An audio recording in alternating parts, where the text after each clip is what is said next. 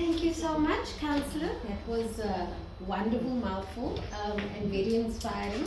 And I want to thank each and every one of you for coming here today. My name is Cindy Knowles. I am what you call a regenerative architect. So I deal with everything that encapsulates sustainability. Water, food, energy, waste, and then entrepreneurship. So the whole web nexus, that's basically what I cover. And today we are focusing on waste management and how it impacts or relates to the environment. And as the councillor said, our impacts and our responsibility impacts what happens to the environment. And so everything actually starts with us. It starts with our choices. It starts with our cognitive thinking patterns, and what we decide in every step that we do will determine the impact that we have and the footprint that we have on the environment as a whole. So, welcome to Recycling Waste and Management and Household Composting. So we are going to show you a few things today. We are going to speak about waste management in general.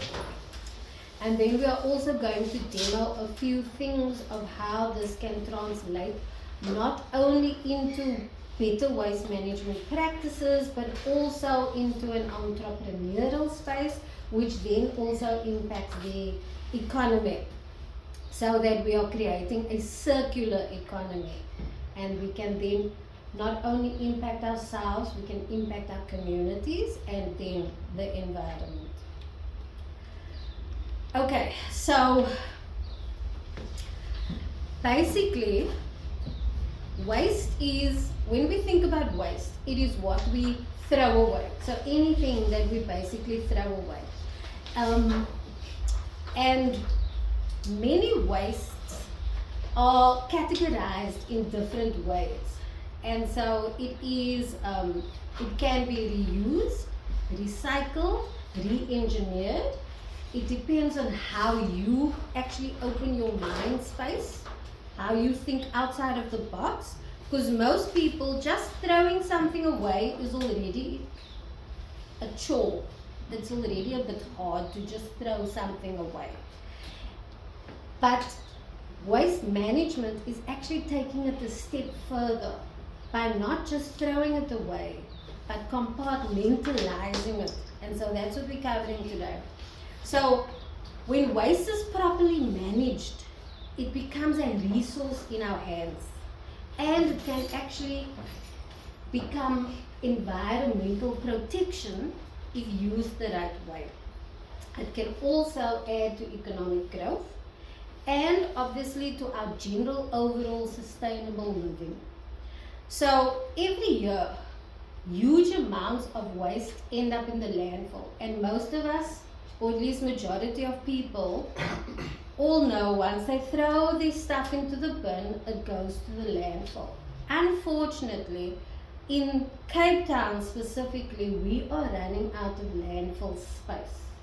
Landfill also contributes a lot to greenhouse gases and to the carbon footprint, and that then in turn has environmental impacts on us. So things that are spin-offs are things like climate change, things like flooding.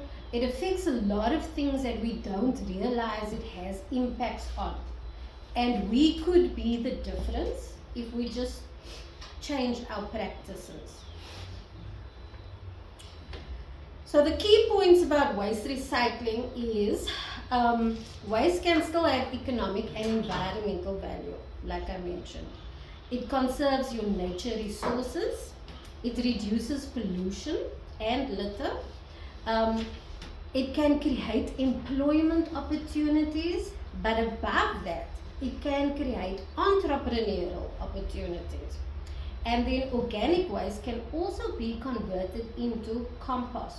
So there's a very good spin-off. So it's not just about waste and putting it in its rightful place, but it is about repurposing it for the environment and for ourselves in a healthy and sustainable way as well. Oh, sorry. So, what does waste segregation actually mean? It just means separating waste at the point of where the waste happens. So that normally is in your house. That is where it starts, or your workplace, or wherever you spend majority of your time. What you use, and once it's finished being used, becomes waste. So what you do about it is what is important. So the different ways that you can segregate waste properly is into paper and cardboard, metal, plastics, organic waste, and glass. Those are the general headings that you can actually group them under. So the key points here again is waste should be sorted before disposal.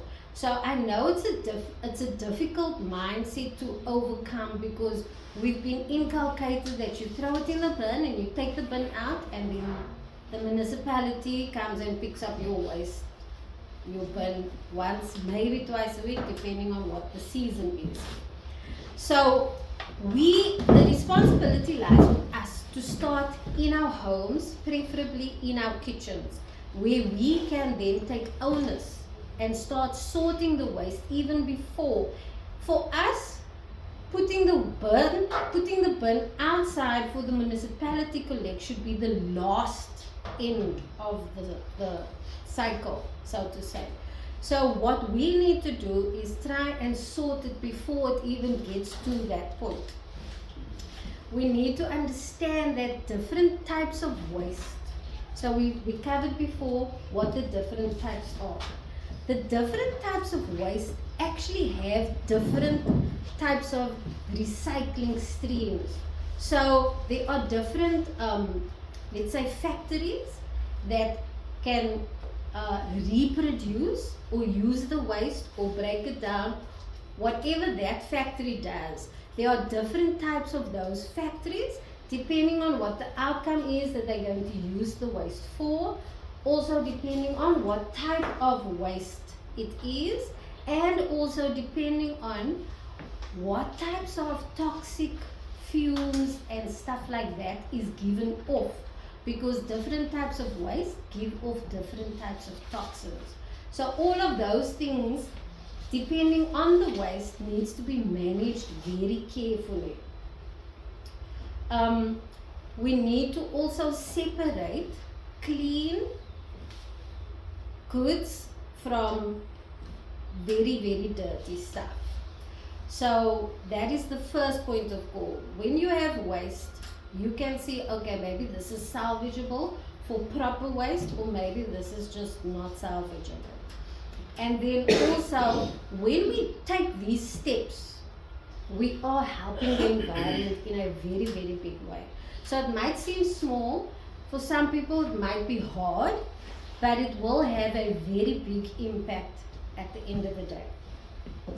So the benefits of segregation is that it makes recycling easier, it cleans the environment better, it reduces collection costs, which then impacts us at the end of the day through taxes and our rates that we have to pay. And then it also produces better recyclables if we start the process properly in the first place. And then less waste goes to the landfill, which ultimately is a very big problem at the moment. So plastics are the majority of the types of wastes and different types of brackets that waste and the plastics are put into. So you get different types, and on the plastics you'll see there's this circle, right? You know what the waste circle, or sorry, triangle looks like. So in one of those will be on, or it should be on, all plastic containers. When you look into it, you will see there's a number. Now that number is called a polymer code, or a resin identification code. So that will tell you where that waste needs to go or how you need to separate it or deal with it. Okay? So plastics also melt at different temperatures. Hence why different types of factories have to work with different types. So for example, if it is type 1, it will need a special type of factory or different types of factories that deal with different things related to everything about type 1. So that is basically how you segregate it and how you need to sort plastics responsibly. Now, the polymer codes will also help you to identify how you need to handle that type of waste. Because certain waste needs to be handled very responsibly because of the toxicity that can be leached off or come from those types of wastes. Okay, so the first type, number 1, this is called PET, polyethylene terephthalate. Then you get number 2, HDPE, high density polyethylene. Then you get number 3, which is your PVC, polyvinyl chloride. And already the word chloride can tell you there's a serious chemical component to it. Then you get number 4, which is LDPE, low density polyethylene, which is this type of thing. And then you get number 5, which is PP, which is this polypropylene. And then you get polystyrene, which is PS, this is number 6. And then you get other, which will just be everything that is not these. Okay? And some, not all, but some bottle caps will fall into that. Okay, code 1, which is PET. Right, so these are normally your water bottles, your juice bottles, your fizzy drinks, those types of things. And this is the most common type of recycling because this is most used because everybody's thirsty all the time, well, most of the time. So you'll find this more commonly, and it is also recycled most. Right, then you get your code 2. So these are normally more heavy duty, thicker types of plastics. So this can be your milk bottles, your shampoo bottles, your cleaning containers, those big, bulky, harder types of things that normally hold more chemical type of products. Right? So this also is used quite widely, and so there are quite a few recycling stations for this. So these two are not a problem to recycle in most areas. Then you get your PVC, which is normally your pipes and heavy duty packaging. Recycling this can be an issue. So most municipalities have their own bylaws, and bylaws is basically laws that they use to govern that specific area, and this is then determined by the environmental factors, the location, the population, all those types of things will determine what those bylaws are. So for example, PVC might not be recycled, or there might not be a factory to recycle it in this area, for example, because of whatever their bylaws stipulate. But maybe in my area there is one, so I can have these recycled, but people here might not be able to have it recycled. Or maybe there's only one in the garden route. So everything from Cape Town and surrounding areas need to be transported to the garden route to be recycled. So here's where things become a bit tricky. And bylaws are actually what determines how and when those recyclings happen, and how you as an individual and as a community will have to cognitively think about how you are going to recycle things, because it does also put a strain on your own pocket in terms of going out and dropping it off at recycling stations. So you would also then need to consider what would be best for you practically as well. And also it is a choice that you make personally how much you want to give towards the environment. So LDPE code 4, that's normally your plastic bags like this and like this, which most of your veggies and stuff are in. Some places it is recycled, other places not. The problem with these are that in a lot of the recycling hubs or factories, they can jam the machines. So they need specific type of recycling machinery or processes, so to say. So that is why not every hub will be able to recycle these. So it is also the decisions that you make. And if you want to be environmentally conscious, you need to then go and research what are the bylaws in your area, where are the closest points for which type of recycling. That will determine how far you want to go in terms of recycling. Okay, then we have PP, which is polypropylene, which is code 5. So that's like your yogurts, your butters, your bottle caps. Most bottle caps are, but not all, like I said. So most of the smaller bottle caps like this is a code 5, but some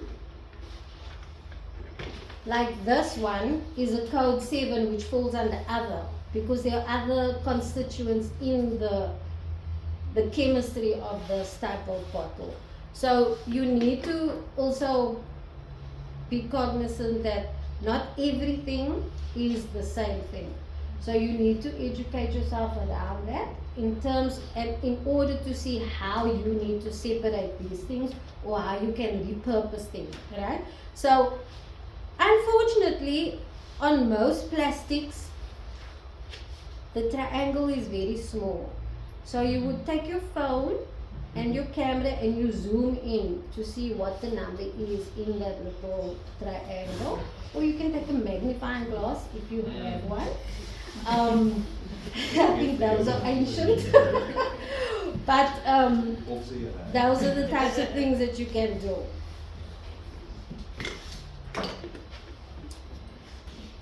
Okay, and so this type of plastic recycling is also quite broad and easily accessible. Right, then you have your polystyrenes, which is your foam cups, your takeaway trays, most things that you use for takeaway foods. That falls under polystyrene, which is number 6, and then number 7 is other, which is things that are maybe a combination of all or certain types. So it's not a pure one of the other codes, basically. And so those are difficult to recycle, but I need to give this caveat. Polystyrene, please don't burn it, ever, because it gives off extreme toxic fumes. Methane is mainly what it gives off. Sorry, not methane, carbon monoxide. Sorry, carbon monoxide, and that is also the fumes that comes from your car. And as you know, people can die by breathing that in. Lots of people commit suicide by sitting in their car and breathing in that. So what happens with carbon monoxide is it latches onto your oxygen molecules.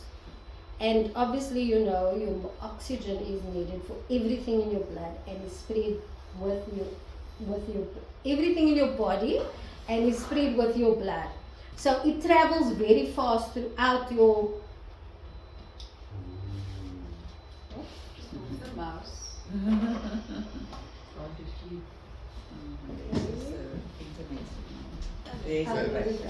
Okay. So it gets throughout your body very quickly, but the problem is that the carbon monoxide actually suffocates the oxygen. So your body very quickly does not have any oxygen in it, and that is how you die. There was, when that big storm happened a few weeks ago, so I think in Sirius or somewhere, these guys were hiking. It was big on the news. I speak under correction in terms of location. But they were hiking, and then they slept in their tents, and the two were in one tent and the friend was in another tent, and in the morning he wasn't seeing them, and he came to check on them and open their tents, and they were dead because they had a small little portable gas heater and they were breathing in carbon monoxide and they died. It happens very quickly because the oxygen is depleted in your body. So please don't burn polystyrene. It is very toxic. That's why when I said certain recycling factories need certain specific processes. So for something like this that is toxic, it will need to have biohazards and all of those types of things because of the impact that it can have on the body and the environment as well. So it can become very serious in terms of how they actually recycle the different types depending on what toxins they can give off. Okay, so you also mustn't heat it. You can't heat it in the microwave. No, you can, but not long. The problem is also when it is heated, the plastic in here leaches into the food. So just be cognizant of that when you are drinking your coffee in your styrofoam cup or your takeaway food. That is a bit of a danger. It's not, but sounds terrible. The toxins are only released when it's burnt.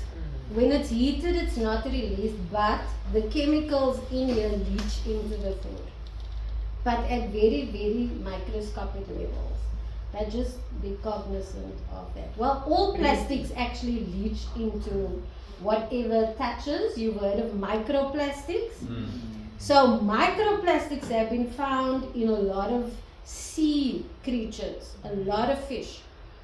And also because some of the chemicals in our body washes and our shampoos, for example, like your silicones, they can't be broken down. So they go into your grey water and then it's flushed into the sea. Certain waters is flushed into the sea. And that is also how these animals get, toxified by the small microplastics. It looks very insignificant because you can't see it, but the impact over a certain period of time is quite big. We also have a lot of microplastics in our bodies because of leaching like this.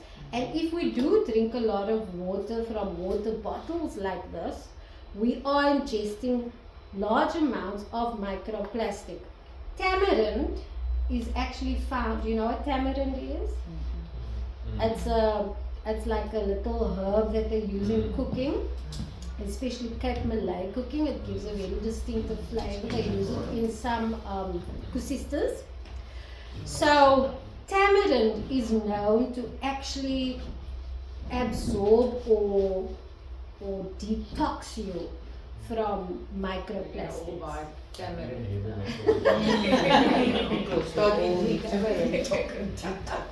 Yeah, so that is one good thing that they now found can detox from microplastics.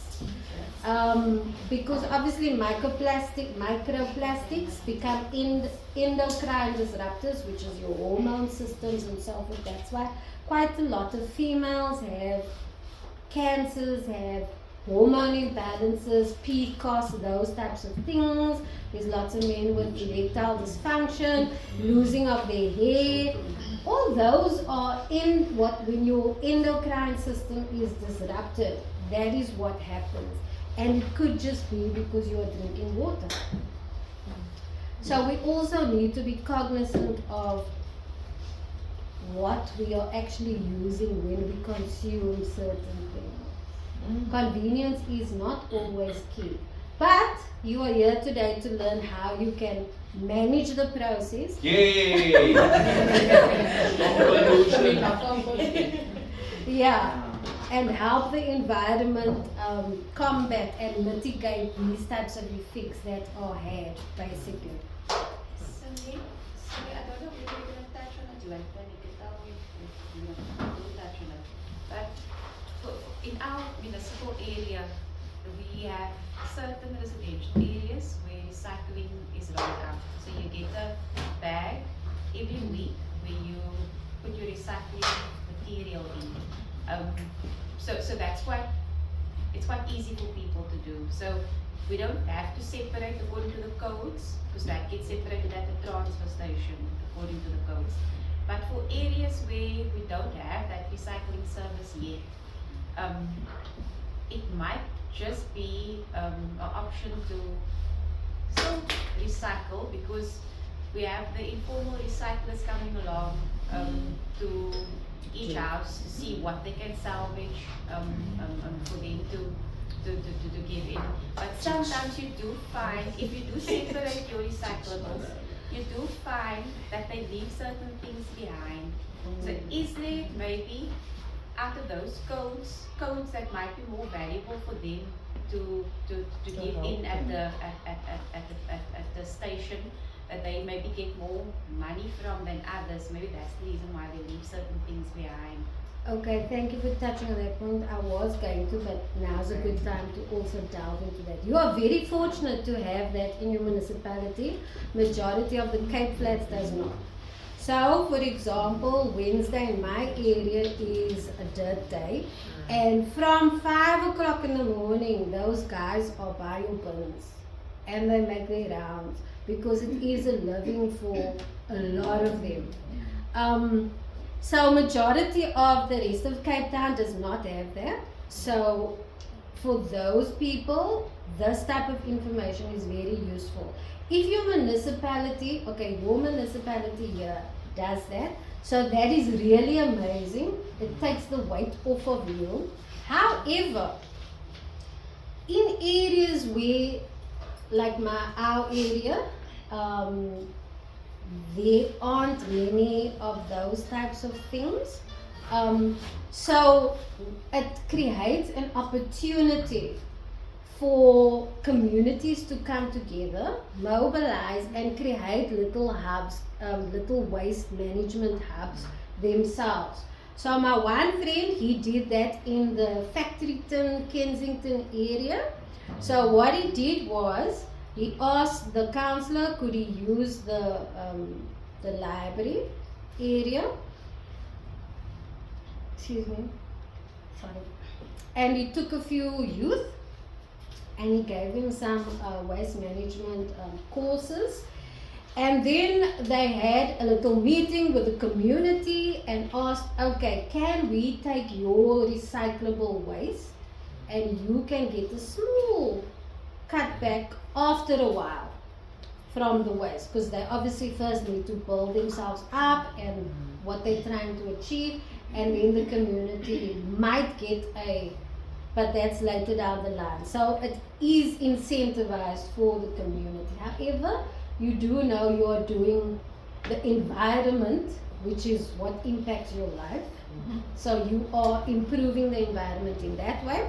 So what they did was, they had these youth and they had like this, they made like a tricycle type of thing, a huge trailer tricycle, a bicycle with this back part, and they had the big bale bags on there, and they went around to the houses. Now those homes would have already put their waste together. So most homes don't know about the different waste and how to differentiate it. They only know, okay, this is all now plastics and we're putting this all together.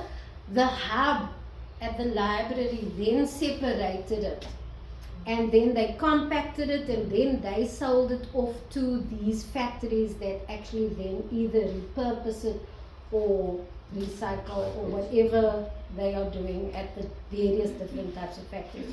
So those are community incentives that can be initiated, and that's where the economic spin-off comes in, because money can be made from something like that for the community, jobs can be created, but also, if you think a little further, it can also be an opportunity for entrepreneurship. So it's bad, but it can create quite good opportunities as well. Okay, so best practices when you are busy recycling. You need to empty all containers separately of everything that is in there, right? You need to rinse everything thoroughly. Cans you can also recycle. If you're into agriculture, as in growing your own food gardens and so forth, the best practice would be to store or save some of your tins and put it in your ground, because then erodes into iron for the ground and it builds up lots of nutrients and stuff in your soil as well. And did you know that if you just create 1 meter of organic soil, you build the soil up to the point where it is very rich, it can save up to 1 billion's worth of hectares of water. And we are in a drought, and so we are becoming water scarce also because of AI, but water is a big problem, and so we need to also build our soil so that it doesn't cause runoff and it doesn't cause landslides and it doesn't cause flooding, but it can actually retain the soil, hold it, and then release it slowly as the environment needs it and into summer months. So soil health is very, very important, and this can also add to your soil health. Okay, I segued, sorry, but so you need to take out all leftover food, everything completely, try and clean it. Obviously you need to discern, is this worth cleaning enough so that it can be recycled, or is it just not? Then that will just go into your normal bin.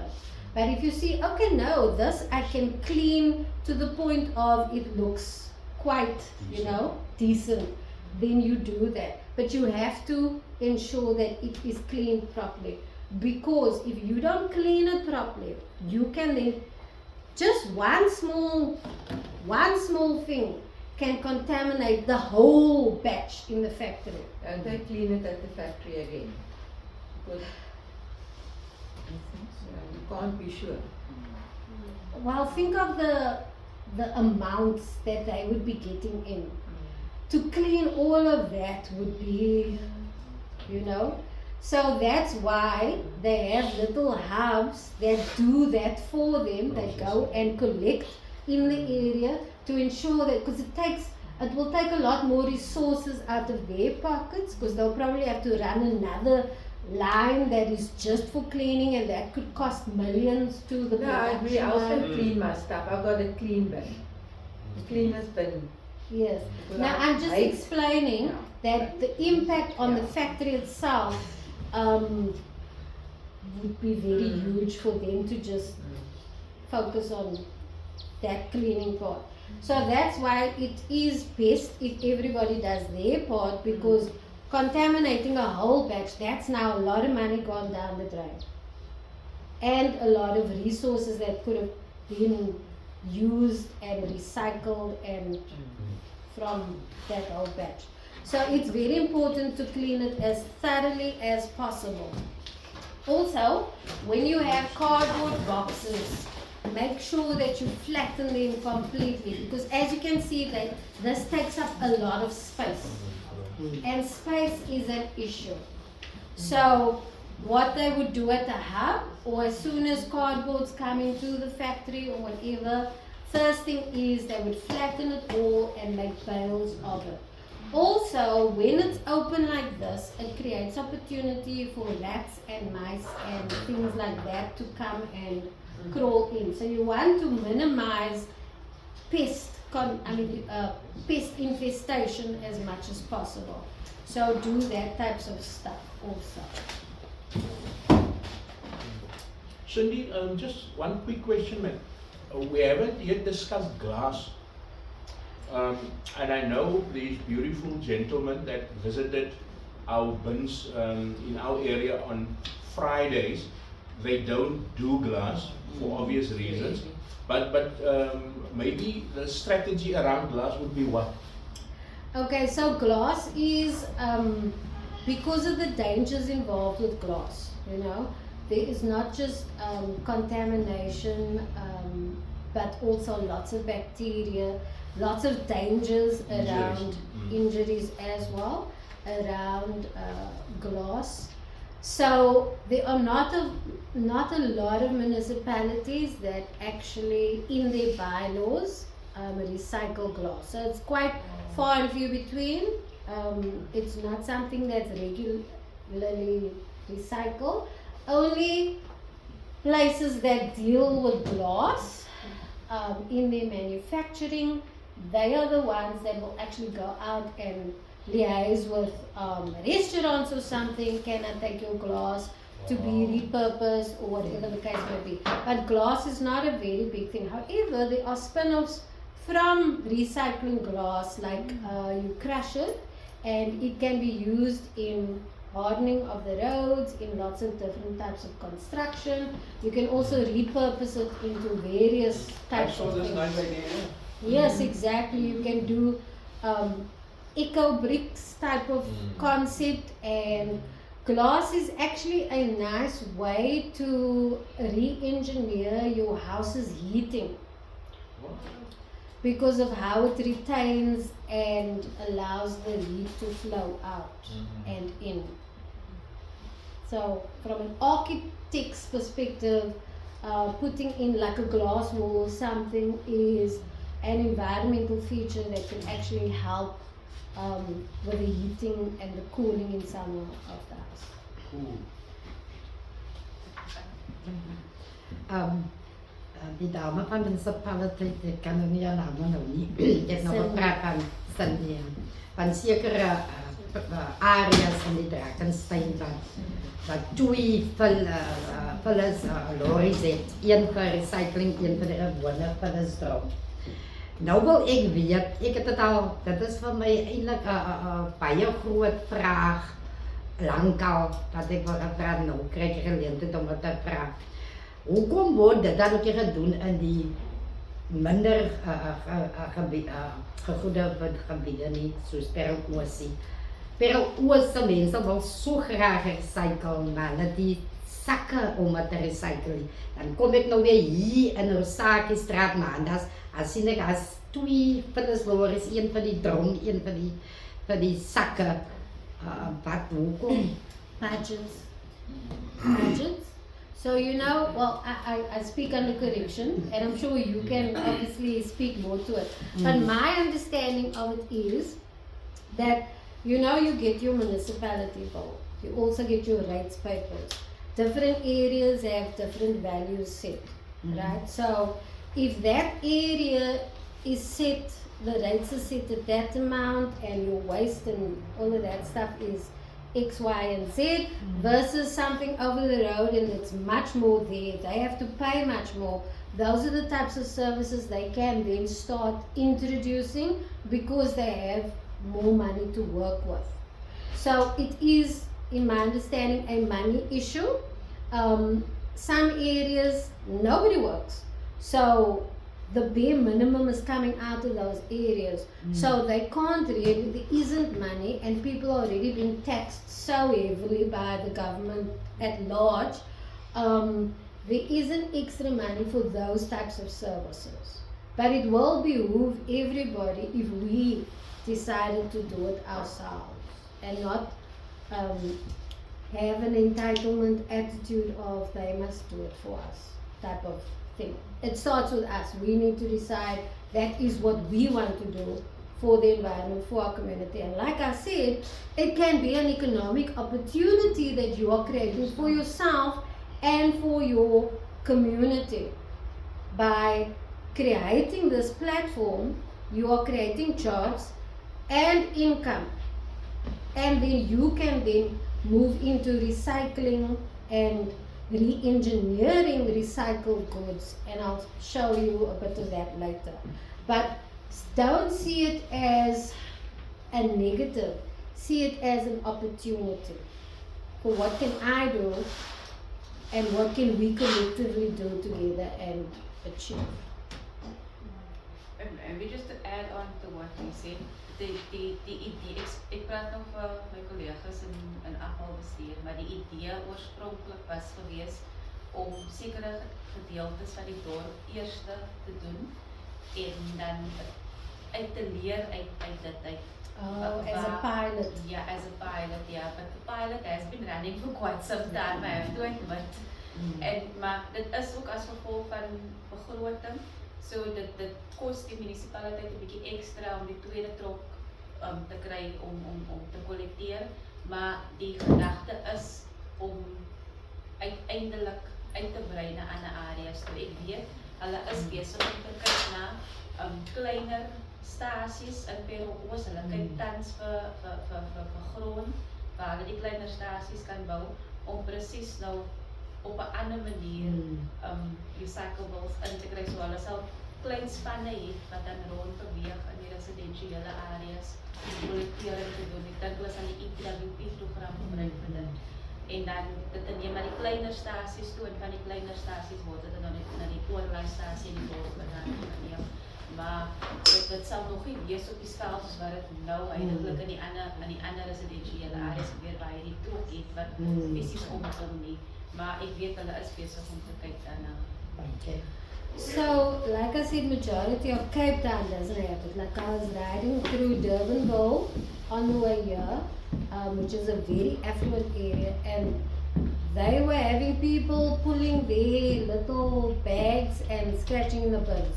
So, it is a money issue. I think it also is determined by the bylaws of that specific municipality. But yeah, like I said, they are very fortunate. Majority of Cape Town does not have it at all.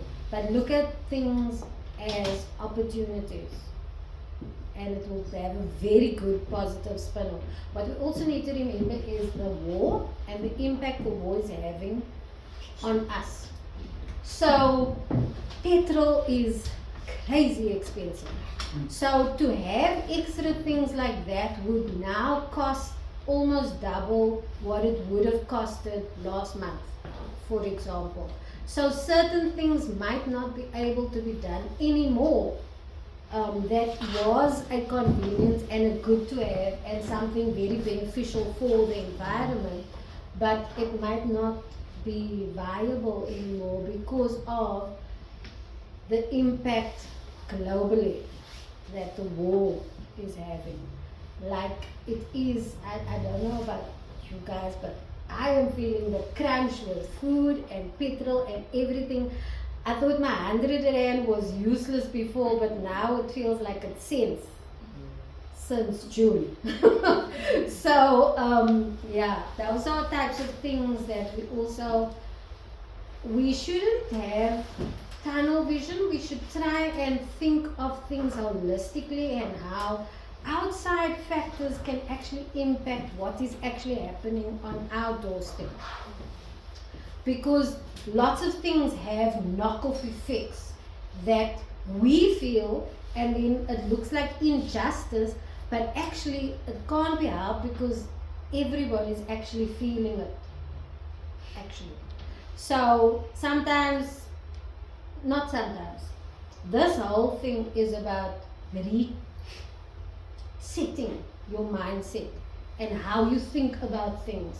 try not to think of things in the old way that you used to. Try to think of we're moving into a new world, new challenges, there are a lot of new conflicts and stuff. We need to also have a mind shift. And if we still want to do the best for our environment, which is the only thing that we have to hand down as generational wealth to our children, we need to start making those choices now. And then our choices will determine what we do, the actions that we then do. Okay, so the reason why cleaning things thoroughly matters is because clean recyclables are much easier to process in the factories. It also helps minimize costs or not go above the budgets, so to say. It reduces contamination, and contamination is a very big problem. It prevents bad smells and can act as a pest control. And then it also improves the recycling rates. And improving recycling rates is what we want, because the impact on the environment and the backlash on us will be positive. Okay, so mistakes that people normally make is that they don't dry things properly. They don't sort them correctly, also because of lack of knowledge. Most people just think, okay, so plastics must all just go together.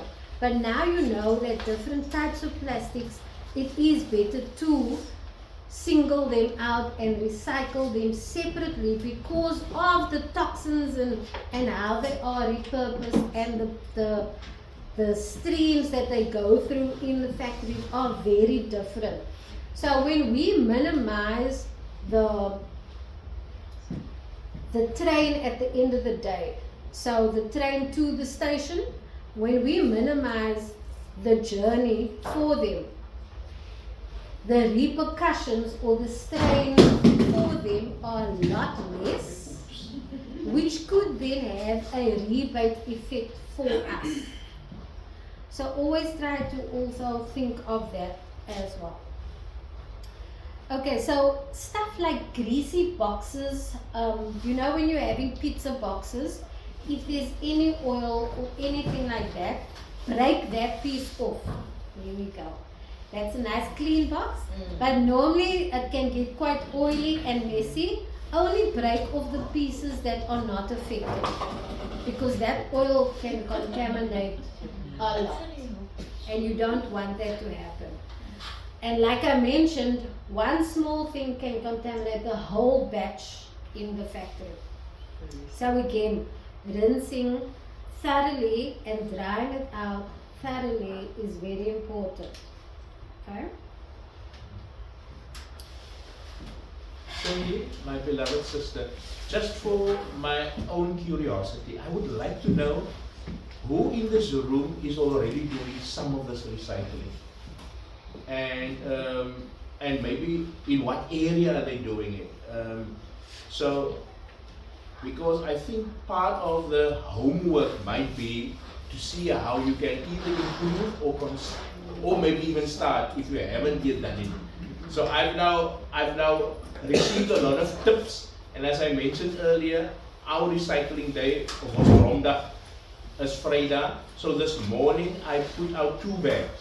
So now I'm already thinking, hey, me and my sister, we have homework now to do A, B, and C. But it would be good to know who else is saying, hey, I'm also there. I need to do A, B, and C. We have a few regulars that comes to collect, for instance, the tins, because we don't put the tins into the bags, right? And obviously, no glass. We donate glass to the schools because they use it for their soup projects, or they use it for arts and crafts.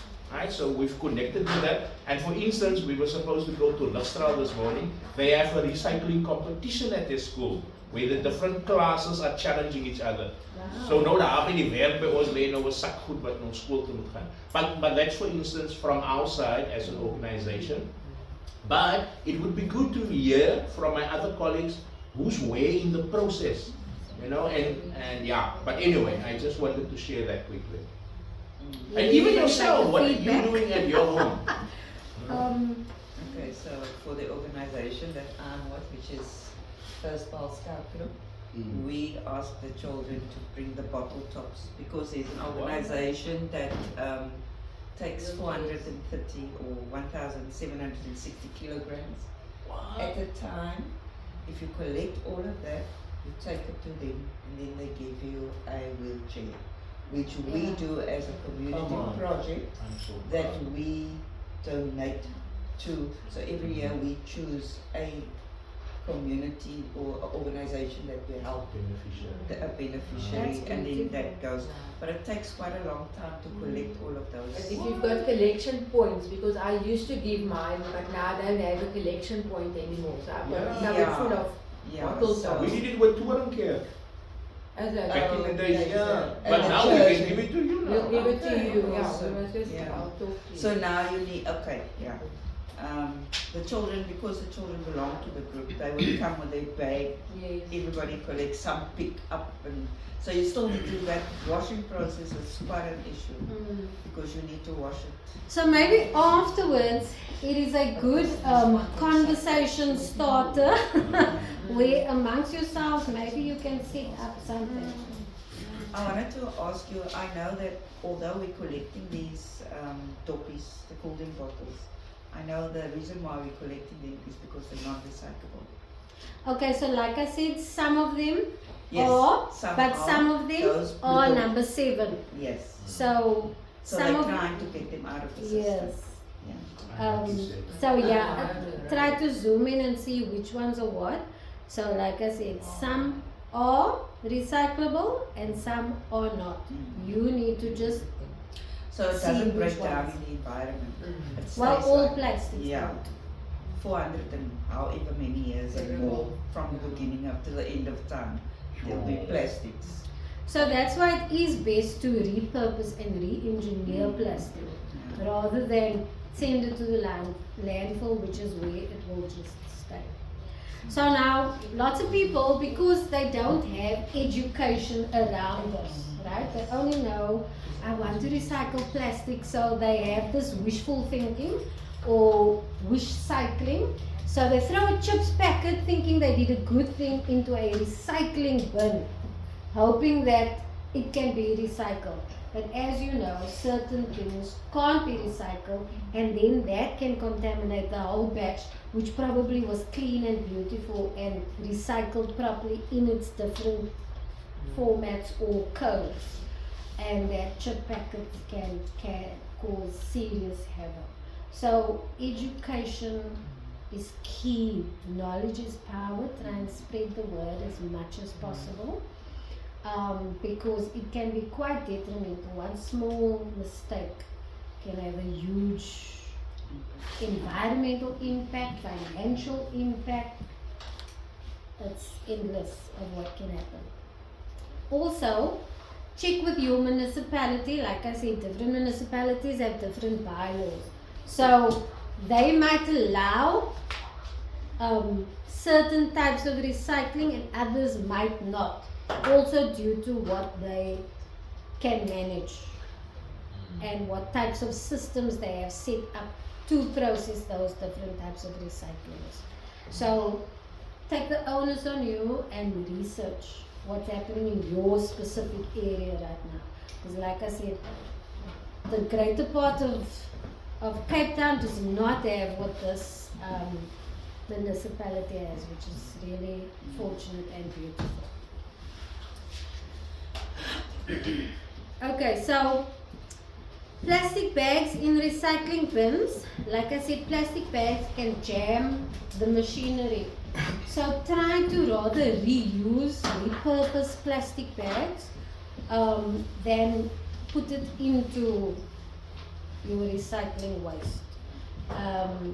There are also some entities that do pick up plastic bags specifically. Each of these things can and has an end use for it. For example, plastic bags can be shredded down and made into fiber. There's a new thing where they are making material from plastics plastic bags, but also all the others can also be repurposed into fabric. But fabric is now a way to recycle, upcycle plastics. Like I mentioned before, lots of plastics can be used in construction work. In Africa, I can't remember where now, but they are actually melting down your plastic bottles, your PETs, and they are making bricks, beautiful bricks or tiles type of thing. So they are building houses from plastics. They are laying roads, floors and things from plastics.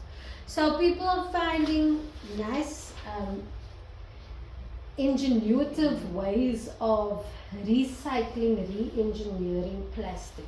And so take the onus upon yourself, take it as a challenge to think, how can I think outside of the box and repurpose or re-engineer plastic use. Okay, so mixing recyclables with general waste is really not a good thing. Please, when you are recycling and you are serious about it, recycle into its proper categories. So keep paper and cardboards separate, keep your plastics and go further and keep the different types of plastics separate, keep your glass and metal separate, and then your organic waste. Lots of people mainly throw the organic waste away, which is your foodstuffs, but we will show you how it can be repurposed. Not everything, but quite a few of your foodstuffs can be repurposed. And again, with your boxes, please flatten the cardboard boxes, because space is the one issue and pests are the second issue. Okay, I think we're going to take a break now, and then we are going to go into composting. Any questions so far? We're going to have some tea and coffee and Recycle tea. Maybe a word from the political people here, the bags of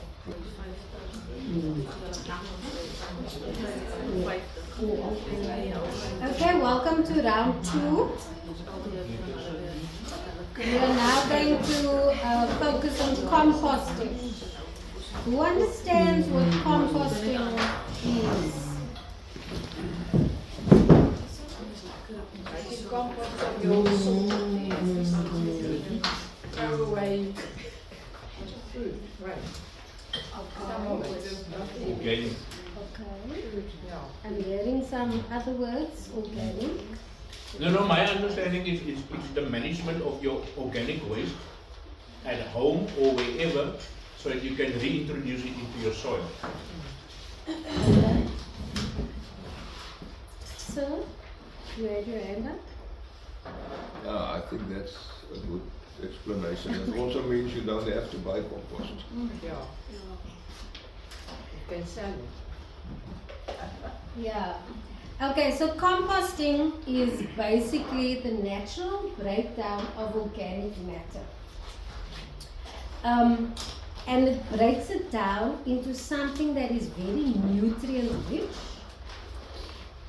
that basically feeds your soil And your plants. and builds your soil, which then feeds and builds your plants and whatever you are putting in the soil. So that basically is the concept of composting. It is the breaking down process to enrich. Okay, so there are 4 components to composting.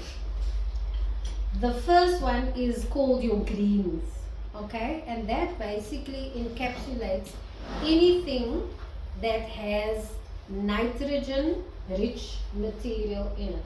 So when you see green stuff, you think of life, right? Green also tells you that photosynthesis is happening, that plant life is happening. And how that happens is it needs water and nutrients, right? In order for the plant to live and grow and everything that it does. So that is the nitrogen concept, and that is why you need green things to provide that nitrogen and that nutrients to your compost, which will build your soil, right? So examples of this is, and your moisture obviously, because like I said, photosynthesis, you need water, just like our bodies. Our bodies work with, at a cellular level, we need water and we need nutrients and minerals. And that we get from the foods that we eat, what we consume. So it's the same thing with plants. And so that is what is needed in the composting situation. So examples of the greens are fruit scraps. Not all fruit scraps, but most. And your peels and stuff of your vegetables and so forth. And then also coffee grounds, because it is quite nutrient dense. And tea bags. And your tea bags. Tea bags and your fresh grass clippings. So whether it's green leaves or green grass, anything that you see outside that is green can then be added, well, most things can then be added to your composting as your nitrogen component, your green component. Okay, then you do your browns, and your browns is your carbon-rich component. So that is basically almost anything that looks brown. So it would be twigs, mulch, leaves, any type of thing that looks brown is basically what you use. So it's your dry leaves, cardboard, newspapers, egg cartons as well, because they are all organic. I don't see eggshells here. No. No eggshells. No, you can put in eggshells. Is it green or brown?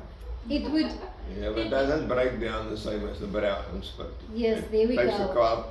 calcium in, so it works. Yeah, you have to crush it first. Yeah. You can't use it as is.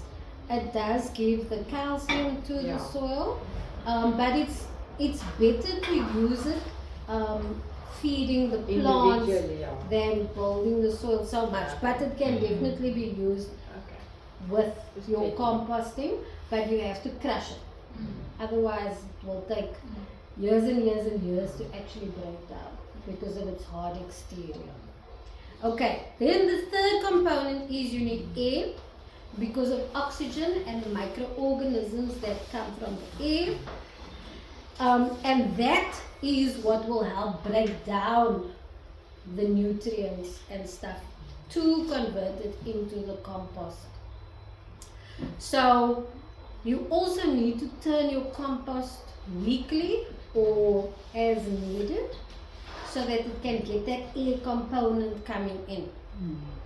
And you must avoid compacting or squashing it too tightly, because you need that airflow so that the bacteria and those microorganisms and everything can come in and do its job of breaking down or converting, so to say. Then you would need your moisture factor. And this creates that environment. Like with us, like with trees, we need the moisture to create the environment for that processing to happen. Compost also needs that, but it mustn't be too moist. And you'll know it's too moist when it has a smell. And it looks a bit slimy, then you know the wrong bacteria is there. And it mustn't be too dry, because that prolongs the composting process. So you need to just be monitoring it all the time to ensure that it's got the right amounts of all four of those components. And so that basically is what you need to compost. So it's not a lot, you just need to know what falls under which category, and you can make your own compost from your waste. So we call it wet waste, what comes from your kitchen. That can also then be used in your compost. Okay, so other things that you can use in your wet waste or under your wet waste are banana peels, apple cores and peels, potato peels, most vegetables. You can also use the leaves of the vegetables also, just the skins of the even pumpkin and so forth will take long to break down, but it can also be used.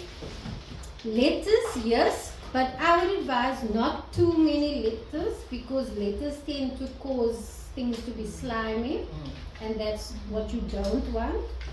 And then citrus needs to be in small amounts because bigger amounts it's too acidic, and that's not what you want to achieve in your composting.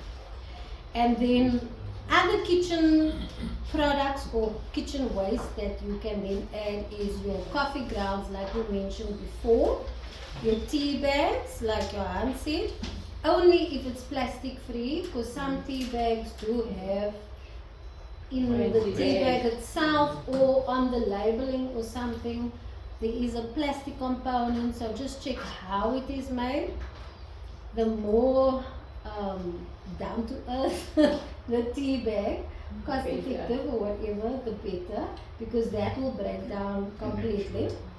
And then crushed eggshells, like I said, it needs to be crushed, otherwise it's not going to be effective in any way until years to come. All out of my compost now. Well, I mean, you can just crush it, just go Crush back it and when you put it into the bucket, otherwise it also leaves empty space in the bucket and you have to empty the bucket more times. So I have a bit of a fight with my wife about that. Just crush them. They are easy to crush for yeah, it is easy to crush it. Some people find it therapeutic just taking it and crushing it in their hands, like they sometimes do with bubble wrap, popping the bubbles, just crushing it, depending on how strong your skin is. But yeah, crushing it is best. Also, if you are going to use it for plant food as calcium, it would be even better if you boiled it, because that helps release the calcium from the eggshells, and add a little bit of vinegar, and that you cool down, and then you pour that on your plants. And then the other things that you can add to your browns and your greens is your yard waste. So you can pick up your leaves, brown or green, your grass clippings, and small branches and so forth. So how composting actually is done, there's two ways. Okay, there's many ways, but generally it falls under two. The one is you put down a piece of cardboard and then you layer. The second one is if you use a bucket. This is more contained, and most of composting happens this way. But for people who don't have composting bins or buckets or anything like that, you can just throw the cardboard and then build onto the cardboard.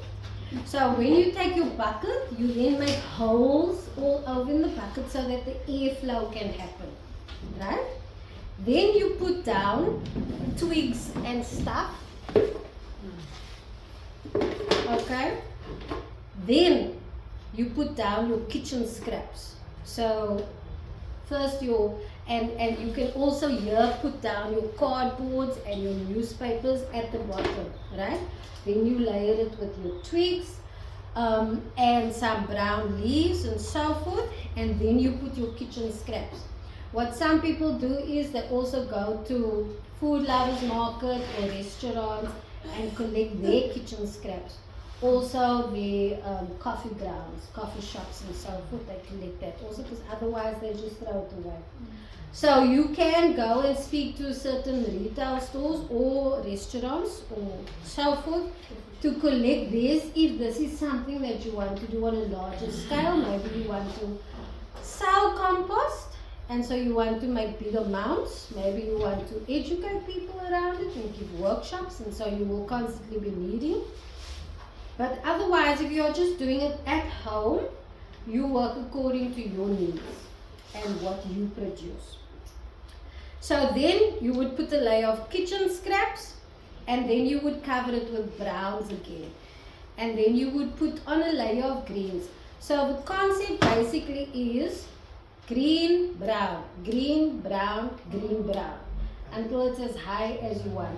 And the kitchen scraps can go where the greens are or in between those layers. Once it's as high as you feel is manageable, you then water it so that it has its water. You then cover it. If you are doing the cardboard on the ground, you cover it with a mat or something that will contain the heat, because what you want to do now is you want the microbes to now start working. And so if you ever open your bin and you throw, let's say in summer, and you throw a lot of fruit waste, peels, all of that into your bin, you will notice that there's heat emanating from the bin. So that is the process where the microorganisms are now doing their job of breaking the nutrients down. And so when you are doing the composting, some people are very sophisticated. They get a thermometer and they check what the temperature is.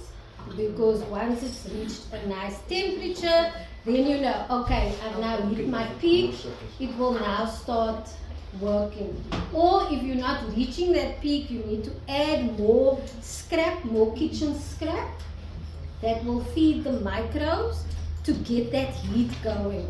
Because that heat process is where the magic happens of the conversion. And that's what you actually want to create.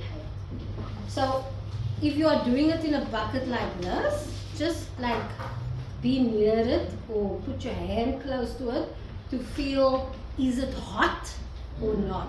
If it's not hot, within the first week or so, normally it happens 2 to 3 days after.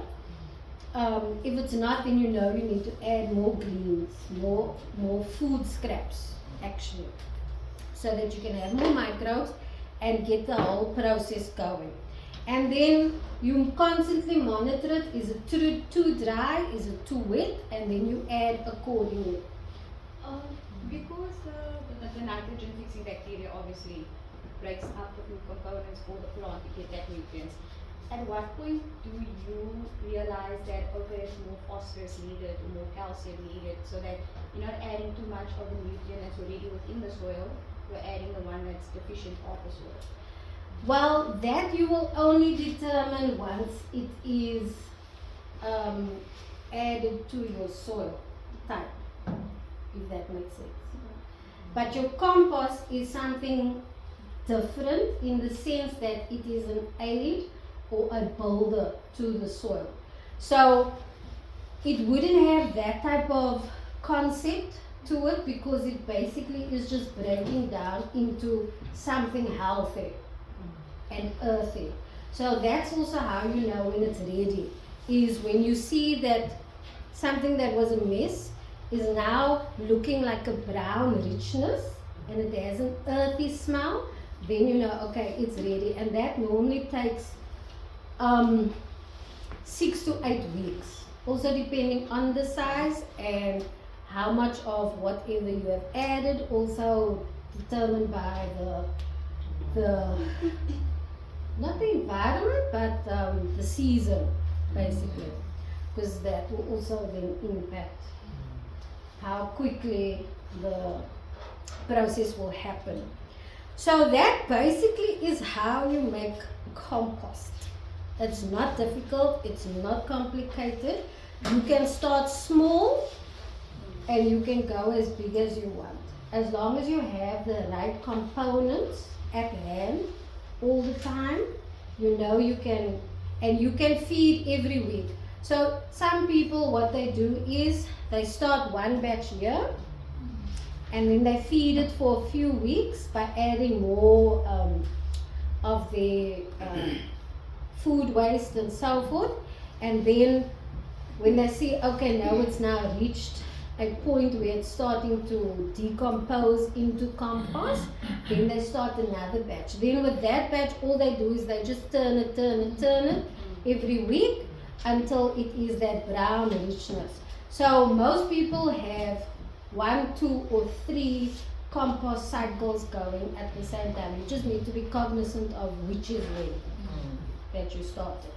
So that you also, and if you are wanting to sell it, you also always have on hand, because you're constantly starting new batches, the amounts of food waste and stuff that you're getting, you're constantly adding, feeding, growing, that type of thing.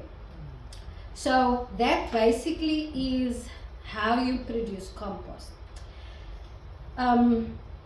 I just want to wrap this up before I go into all of that. So like I mentioned, after about 6 to 8 weeks, it will have that earthy smell, and then you know it is ready.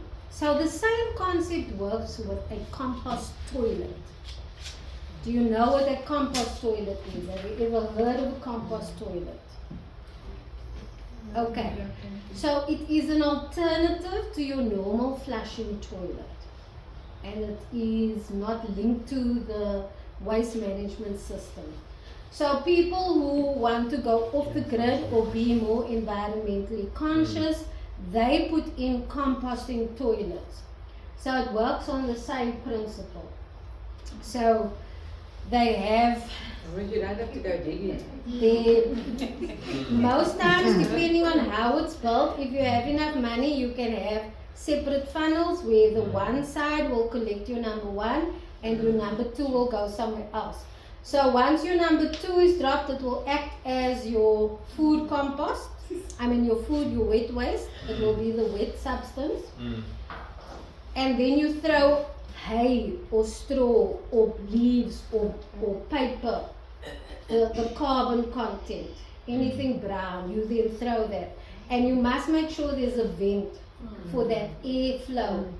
So once there's airflow and there's the nutrients from your waste that you put in, and you put your brown waste over that, there shouldn't be smells.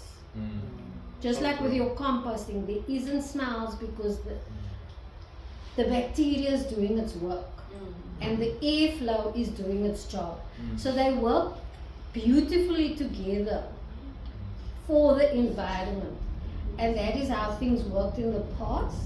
And that compost, after a few weeks, can then go into your food garden, because the bacteria have broken down everything to the point where there's only good nutrients in it left. You also get like different types of those toilets. You get tiger worms, which is a type of worm that actually lives off your human waste and converts it into something similar to compost. So some farms also have tiger worms, which is a different system to composting toilets, but very similar in how it works.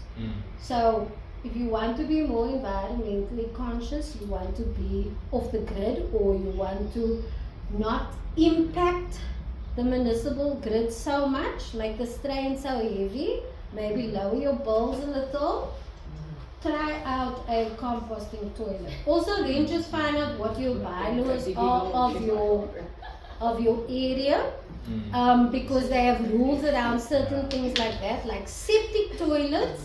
There needs to be a certain meterage, and septic toilets also same concept. So it works with the soil. They have different levels. They have gravel, they have like a muddy layer, and then sedimentary layer, and then normal soil. So it filters out all the wastes and stuff like that until it's purified, and then it goes into the ground and nutrifies the ground basically. So it's the same type of concept, but because of how that runs, it needs space, because there can also be contamination if there's water nearby. So it needs to be away from your water line, and it needs to, I think, 3 meters away from your house and your neighbor's property.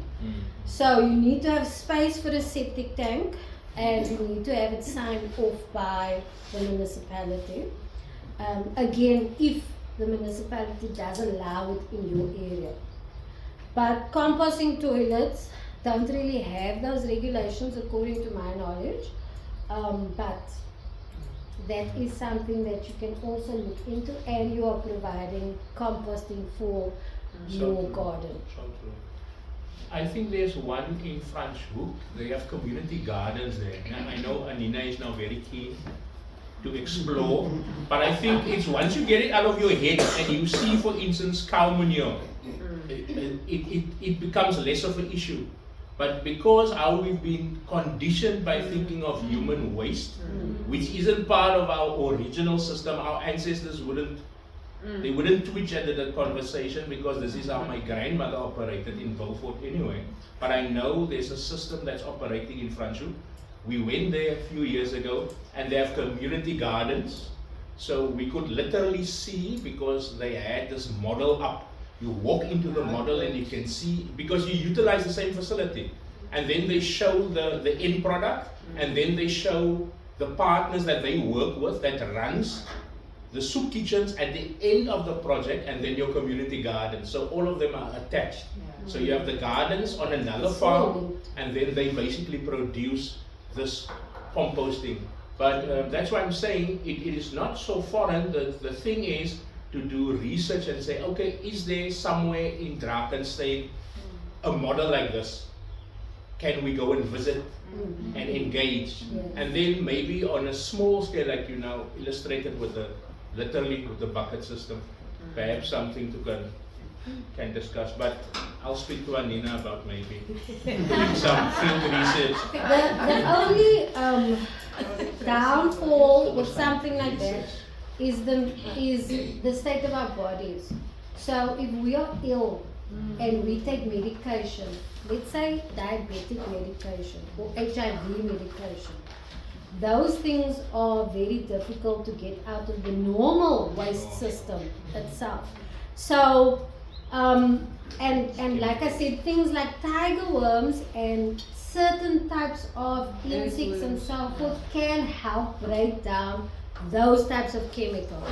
However, just be cognizant that you might not be able to get everything out, because the environment is not used to dealing with these modern issues, man-made issues, so to say. Antibiotics, and then your food suddenly makes you antibiotic resistant, for example. So just be cognizant of your health state and the state of your family. If you are going to go down that route, the healthier you are, the healthier whatever comes out will be. So those are also factors that you need to consider. So I'm just going to wrap up this concept again before I go into our demo situation. Again, it starts with us. We need to be cognizant of what these things are in order to make informed decisions, so that we can decide that we want to make a change. Now that we know how the different systems work, we can decide, do we actually want to, at home or our workplace, start segregating the plastics the way they need to be segregated. Not just putting all plastics together. Yes, that's good, and that's a start. But it would be better if we could separate them. And so when you do that, start off small, put your plastics one side, your papers and cardboards one side, glass and tins, and then your organic waste, which would be act as your food waste, and then your normal waste that will go to the landfill, which is everything that can't be segregated. So start off like that, and then delve into separating the plastics then also, if you want to go that far. But now that you know, it is something to think about, something to try to implement, and so forth, and educate others. Pass on the knowledge so that they can also start being mindful and start implementing these small actions into their daily lives. Can I just ask Sandy, so you don't want glass in your recycling bag? Normally, no, we don't take, we do have the banks, the glass banks Okay. around in town, and we Yeah. just spoke about it during the breakdown. The municipality can maybe just send out a reminder Yeah. on the Facebook page Yeah. of where those stations are located for people to drop in. Yes. And even a thing if this breaks, it doesn't go there. It goes into the normal waste. The normal bin goes into Yeah, glass waste is tricky because they can't accept dirty No, I or always put glass or in cracked. the recycling. I thought it was. And even when we do break glass at Mm. home, we need to Wrap it. seal it properly because we need to think of the people who come and Cleanliness. collect your waste. Mm. That glass can cut them, they can Mm. get seriously injured. Infections can happen, people lose limbs, people lose lives if their blood is infected, septicemia, all kinds of things can happen because they work with waste. And most times that waste is not recyclable. So there's lots of bacteria and stuff there. So if they get cut, it can be very dangerous for them. So let's be mindful when we are also dealing with glass. I'm also thinking about the animals or the pets, especially the cats and the dogs that go into looking for food. Also have to be mindful of that Yes, as well. yes, correct. Yes. Absolutely. You must put up signs for the dogs and the cats. Yes. Yeah, try and yes, be cognizant of everything that you are throwing away going forward. So that's a wrap on the composting and the waste management compartment. Now, what I want to delve into is how we can repurpose and re-engineer our plastic waste to make it useful for ourselves, our communities, but also where we can then start businesses in essence. And businesses basically is when you are just thinking out of the box. How can I reuse something? For example, so this is an antifreeze bottle. Most people would just throw it away. But if you just think a little harder, you can leave it as is, make holes in the cap like that, use it as a watering jug if you don't have, or you can cut it out like this, and this I use to scoop up water or anything like that. So what we need to learn to do is reusing our plastics and repurposing it for things that are handy in the house, in the garage, in our gardens, Instead of going to buy. instead of going to buy, because life is expensive. But if you just do a little research or rethink things, you can repurpose or re-engineer the use of things. So I try not to buy things and I just reuse, because people always say, I can't do this and I can't do that because I don't have the implements or I don't have the equipment or I don't have. Resources. Everybody's got plastic, or you can go and ask people because they're just going to throw it away. And you can make your own tools. You can repurpose things for yourself to do what you need to do or want to do, to make money or to offer a service or anything like that. So that's something that you can do there. Now, I didn't bring it because of space, but one thing you can do is make a tap on the go. It's called a pressure tap. Especially now with water being such a resource that is scarce and needed. So we don't want to waste water, we want to preserve as much water as possible. So you would maybe take is there an empty 5 liter here somewhere? 5 liter, no, 2 liter. Oh, no. So you see that 5 liter over there. Imagine it's this bottle. You take a cap like this with this type of Yay. oh, thank you very much. Actually, this is the one cap. But anyway, you know those caps that you pull out? That. So you fill this with water. You make a small little hole here. You can either use a scissor, but a scissor often doesn't make a perfect hole. It cuts the hole to oblong or whatever. So you take a nail and you heat it, and then you make a little hole, and you put a straw in here. And then you fill this with water. Just keep the straw closed. You fill this with water, and then you close the tap. You close the cap. When you want to use it, you would then pull up the cap, and you'll see the water will flow out because it's working on pressure. You can then rinse your hands or whatever you want to do, and when you are finished, you push it down, and the water will stop. This you can use when you're working in the garden. For those days that the municipality is working on the lines, upgrading the water, we have water no water whole day, sorry. This can be used if we are busy cooking or something, so that you can have water on the go wherever you go, camping or whatever. It's very nice for kids. That's a great way that you can use a pressure tap system. You save a lot of water, but you can also keep things clean and hygienic. Okay? That's one way to repurpose plastics. Another thing you can do is the wet waste. The wet waste. So the wet waste, instead of it going into your compost heap, you can dry it out. Let's say the peels of onion and garlic. You dry it out either in the sun or in your warmer or dehydrator, air fryer, whatever, till it's crispy. And you take some salt and you mash this until it's a powder, and then you can make your own onion or garlic salt. Yeah.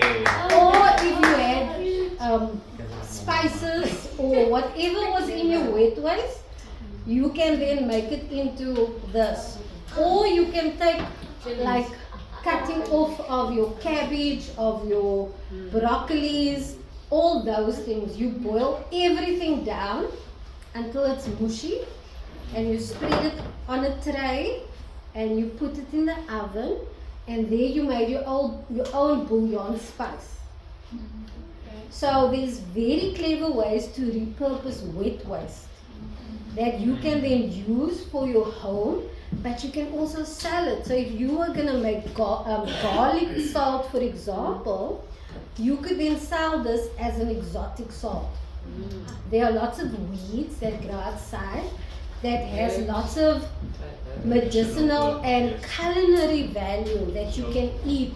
For example, dandelions, amaranth, they grow everywhere. You dry that out, you can make dandelion salt, you know. So it is about thinking outside of the box and using what you have, and it would have cost you nothing. You can start a business with something like that. Another thing is you can take lentils or any beans that you weren't going to use or that's left over, and you can make sprouts from it. So sprouts is actually a prebiotic, sorry. Now a prebiotic is, lots of people have gut issues, right? So it's IBS, and it's, especially when you're eating beans, you have lots of flatulence, and that is because the microbiome in your gut, due to environmental stress and what we eat and all these things, it's imbalanced, and that causes gut issues.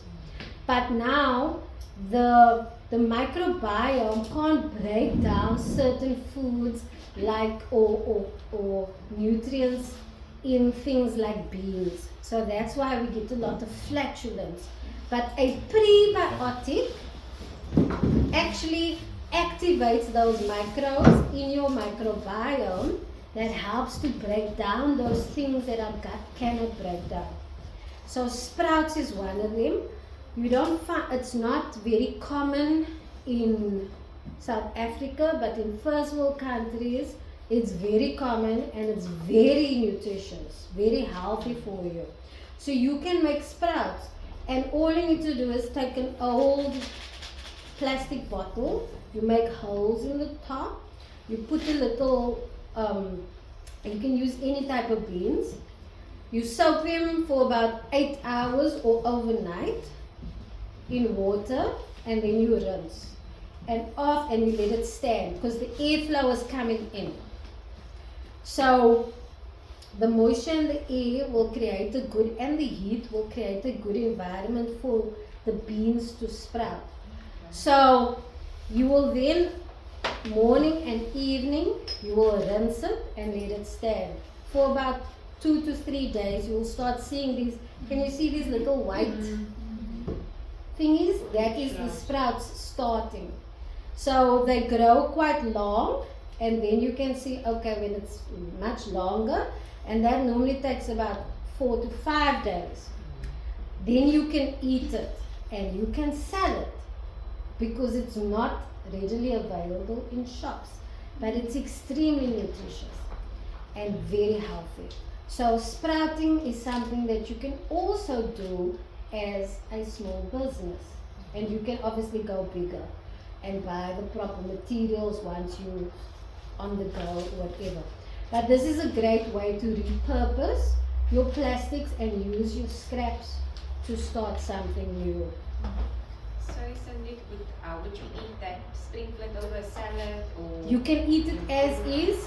I was in Asia for 2 years, and that is a meal supplement on its own. So it's like your veggies.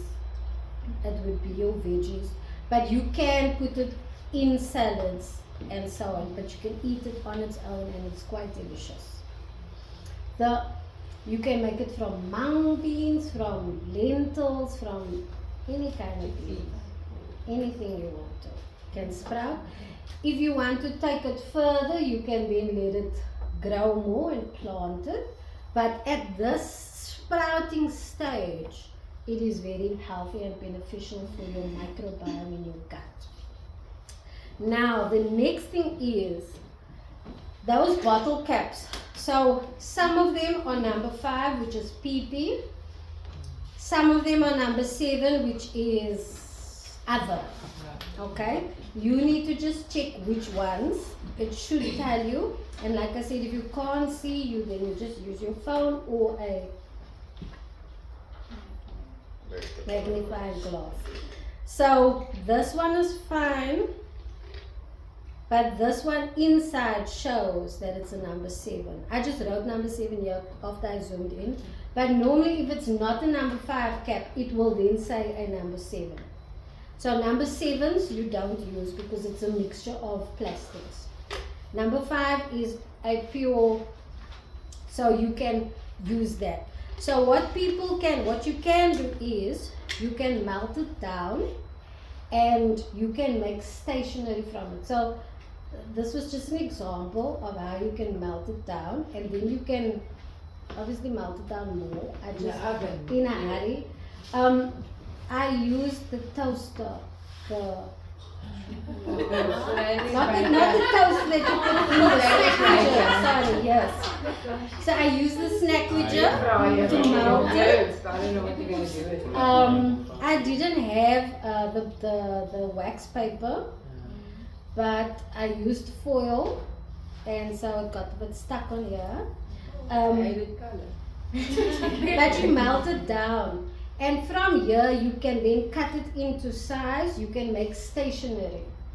You can make, what's that board that you write on? Clipboard. You can make rulers. You can make jewelry. If you make this quite thin, you can make different styles of jewelry, pendants, those types of things, all from caps. So there's a lot of things you can do from caps. You can make brooms. You can make, like the bottle, if you cut it into strips, you can use it as cordage, which is rope, and then you can also weave it into baskets or hats. That's also something you can do. So it is how you think out of the box to repurpose these different things, and like I said, you can make fabric from it also. So it is how you decide you actually want to explore and what you want to go into. Then you can also, okay, it's very rudimentary because I just quickly tried it out to show you, but you can make like stationary things. So you can make a pencil bag, and then you put zips in, and You just glue it on. yes, you just glue it on, and then it opens, and you can put whatever in, and you can obviously size it according to how you want it, or store whatever you want to in here. This is a little pole box, or these things. You can store that in there, or pearls, or whatever you want to. And this then also is just the neck of bottles that was glued together.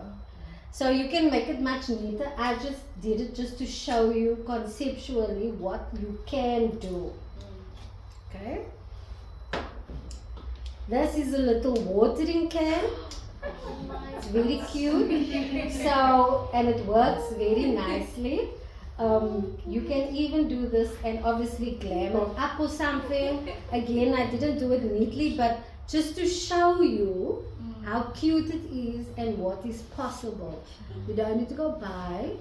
You can make your own little watering can. What can you do with old CDs? Old what? CDs. CDs. Because I don't want to throw them away, but what do you do with it? So, not much, but what they do with CDs is they hang it up as scarecrows to keep the birds and the other things away, especially for things like your broccolis and so forth that the birds come and eat a lot.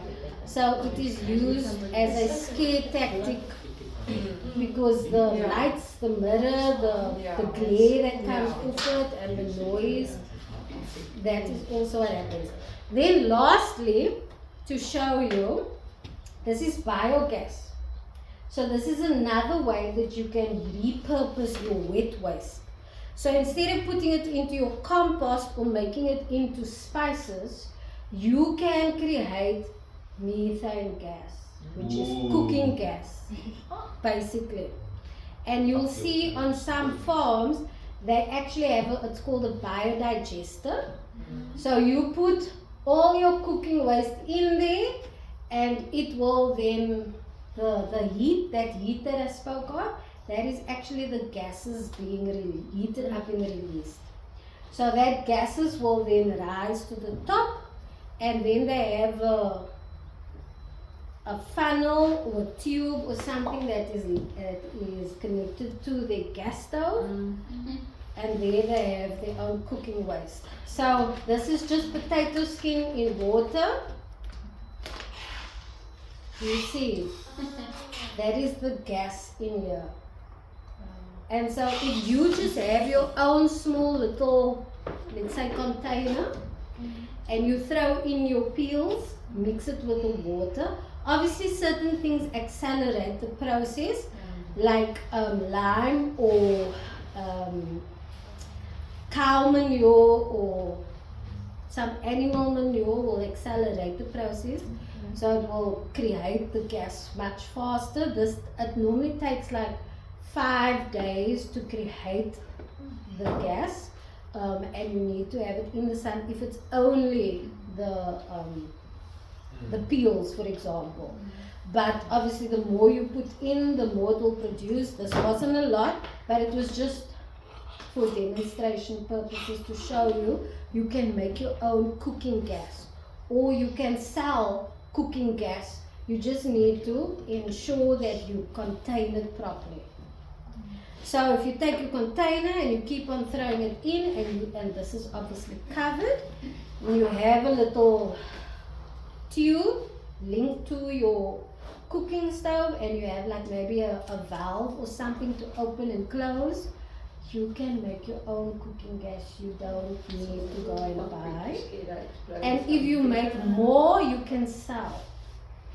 So going back to the initial concept of creating a waste hub. Yes, you are collecting plastics, you are reselling it to the factories or whoever buys plastic. You can make compost and you can make cooking gas. And all of these can be sold back or at very low cost to the community and other places. And this will help a lot now with the war impact, because the war has impacted the fertilizer situation also. So fertilizer has skyrocketed. Lots of the farmers can't actually farm because they don't have enough fertilizer, so the yield is going to be very small. Too small for the cost of it being harvested, paying the people their money and still shipping it off to the shops. The cost outweighs the yield. So lots of them didn't sow crops. So a famine is coming and there's lack of fertilizer. You have to grow your own food. You can now make your own fertilizer. You can make your own cooking gas. You don't need to go and buy. Petrol is also and gas is also now very expensive due to the war. So these are initiatives that you can use in your community, mobilize them together, get them to go and collect the waste at the people's homes and start these types of initiatives. Once the money starts coming in, you would have created jobs. When you have created jobs, you have created revenue in your community. And there you created a circular economy. So just thinking outside of the box, taking matters into your own hands and thinking, what do I have in my hand that I can use to start something? That is what you can do. So that is all from me for today. Just one other thing. This can accelerate the composting process. So if you take 1 cup to 1 liter of water, you throw it over, when you do the watering process, you throw that over your composting. It will shorten the time of the decomposing a lot. It will in particular hasten the starting time. So you stay away from things getting smelly. There we go. There we go. Very useful. And that's it for today. Thank you very much. Any questions?